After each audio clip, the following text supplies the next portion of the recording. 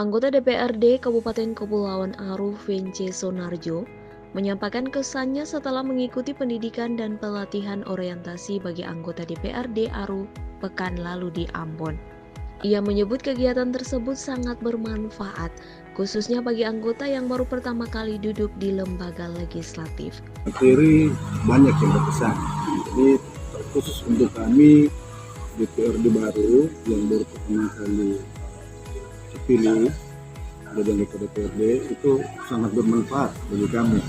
Jadi kesan pertama itu kami lebih paham, lebih mengerti tugas fungsi kita sebagai anggota DPRD. Memang lewat orientasi ini, diklat ini sangat membantu kami sebagai dasar untuk kami melakukan aktivitas kami sebagai anggota DPRD. Menurut Sonarjo, pelatihan ini menjadi dasar penting dalam menjalankan aktivitas dan peran sebagai anggota DPRD ke depan.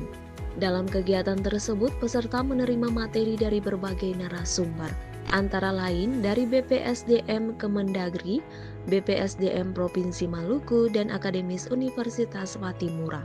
Sonarjo secara khusus tertarik dengan materi terkait penegak hukum dan peraturan perundang-undangan. Kalau saya, untuk materi yang paling saya tertarik itu terkait dengan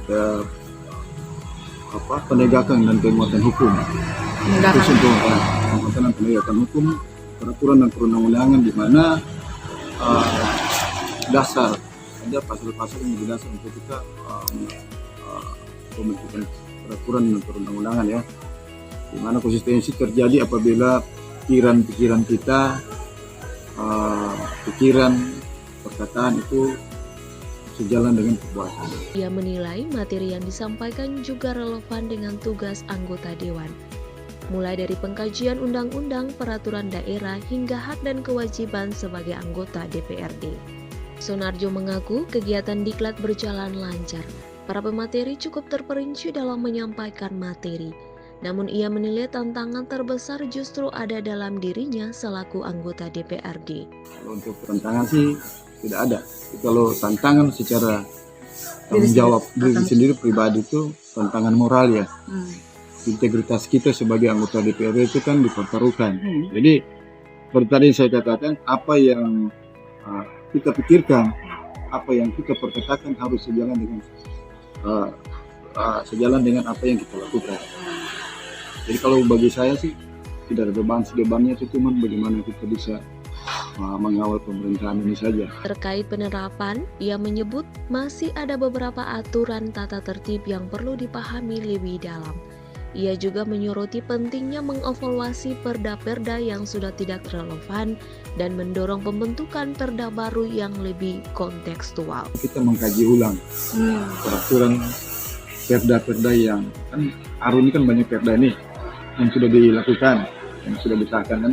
Nah, kita pantau kembali perda-perda yang sudah dianggap mandul, yang tidak menghasilkan lagi, ini kita perlu revisi atau kita hapus, kita ganti dengan perda-perda yang baru, tapi kewenangannya itu nanti di Bapemperda ya. Kebetulan saya juga anggota di Bapemperda, nanti mungkin kita saling mendukungnya. Mungkin yang terberat itu ya. Saya berharap ke depan DPRD bisa sinergi dengan pemerintah daerah untuk bisa mengawasi kinerja pemerintah daerah, membangun Aru menjadi yang lebih baik. Sonarjo juga menyoroti isu penting terkait revisi Undang-Undang Nomor 23 Tahun 2014 tentang pemerintahan daerah khususnya terkait perikanan. Sonarjo menyampaikan kekhawatirannya terhadap berkurangnya kewenangan pemerintah kabupaten dalam sektor perikanan yang berdampak langsung terhadap pendapatan asli daerah atau PAD. Dalam lampiran 11 itu kan ada beberapa kolom. Jadi kewenangan misalnya tambat labu itu ada di kewenangannya ada di mana. Terus perizinan, izin kapal,